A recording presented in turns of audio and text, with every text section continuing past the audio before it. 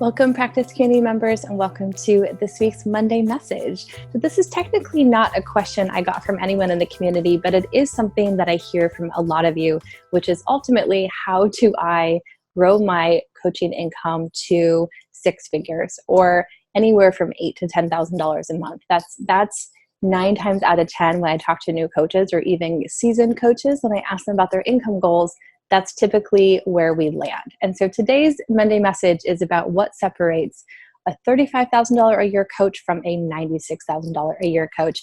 This is in honor of us winding down 2019, which is ultimately the time to ramp up our 2020 planning. And if I know many of you like myself, then one of the components of your planning are your income goals for the next 12 months. So why is this income gap a problem?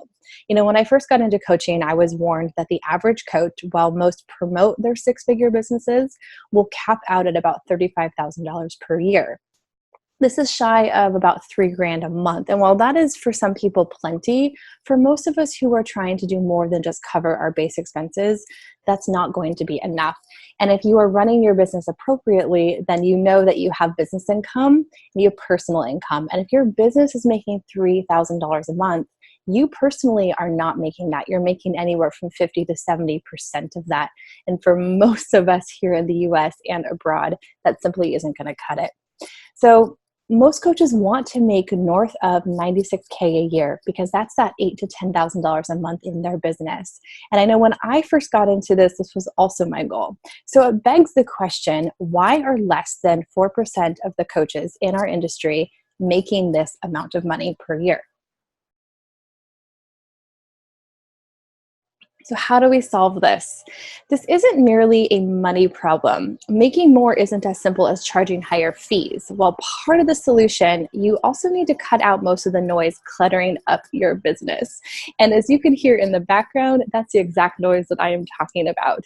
We are doing so many things that are unnecessary to getting clients and not doing enough of the simple things that can guarantee us clients every single time. So first, there are 2 different skills in your business that you have to master.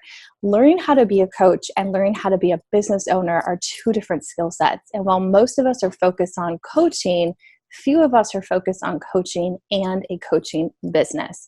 They are not the same skill. So as many hours as you have poured into learning how to coach, we've got to pour just as many, if not more, into how to run a business.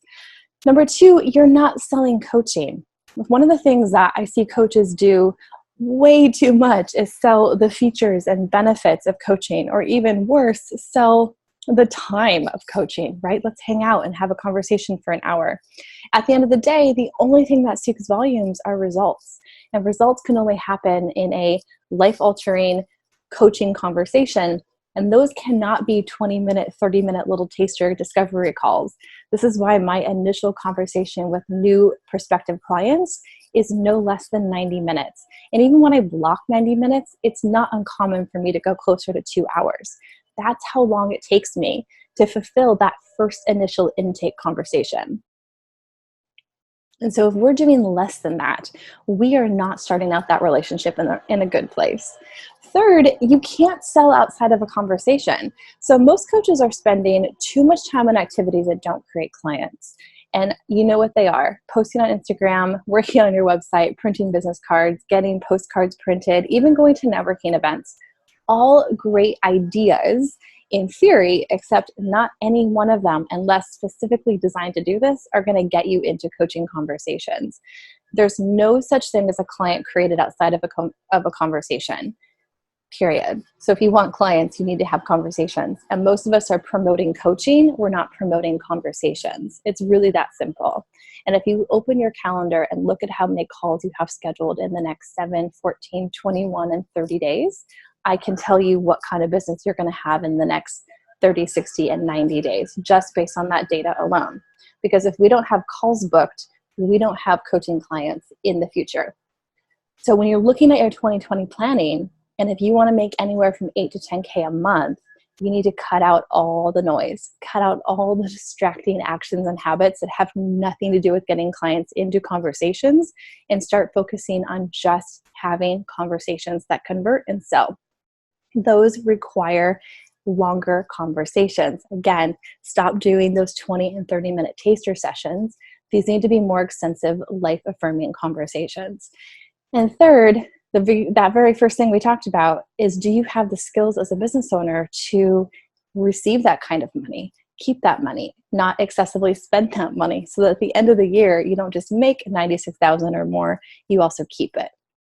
All right, let's not forget, your clients can't buy into something more than you stand for it.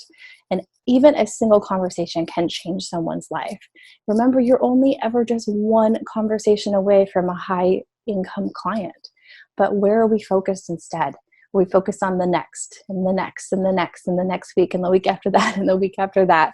So looking at your 2020 planning, where are you going to spend the majority of your time? And are you designing your weeks and months and allowing yourself to spend the most time in the places that matter the most? All right, if you're not yet a six-figure or close to a six-figure coach, this is some great and simple, easy to miss guidance to try on. It's one of the places I would start if I were you. Again, post any comments, questions, and insights below. Have a great week, guys.